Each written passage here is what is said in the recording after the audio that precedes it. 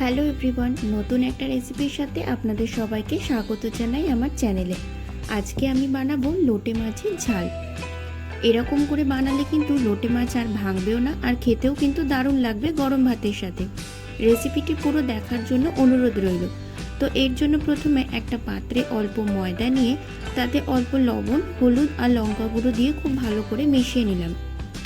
এবার মাছগুলো একে একে ওই ময়দার মিশ্রণের মধ্যে দিয়ে খুব ভালো করে চারপাশ ময়দা মাখিয়ে গরম তেলের মধ্যে এপিঠ ওপিঠ লাল করে ভেজে নেব।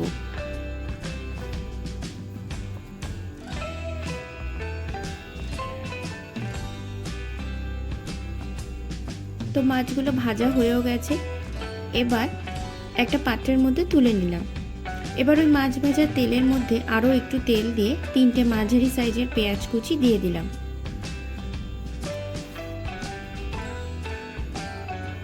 অল্প ভাজা ভাজা হয়ে গেলেই তাতে দিয়ে দেবো টমেটো কুচি। অল্প লবণ দিয়ে পেঁয়াজ আর টমেটো খুব ভালো করে ভেজে নেব। পেঁয়াজ আর টমেটো খুব ভালো করে ভাজা ভাজা হয়ে গেলেই তাতে দিয়ে দেবো রসুন আর কাঁচা লঙ্কার পেস্ট।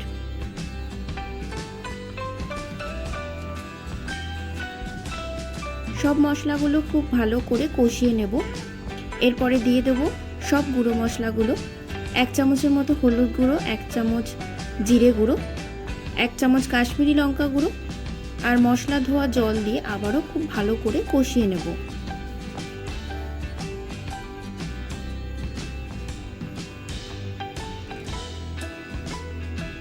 তো মশলাটা প্রায় ভালো করে কষানো হয়ে গেছে। এবার দিয়ে দেবো পরিমাণ মতো জল।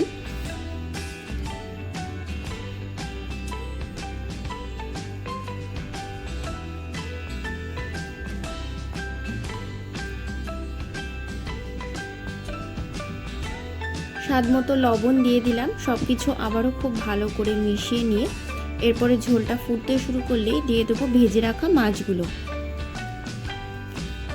লো ফ্লেমে কিছুক্ষণ ফুটিয়ে নিয়ে দিয়ে দেবো 1/2 চামচের মতো গরম মশলা গুঁড়ো আর ওপর থেকে ধনেপাতা কুচি দিয়ে নামিয়ে নেব।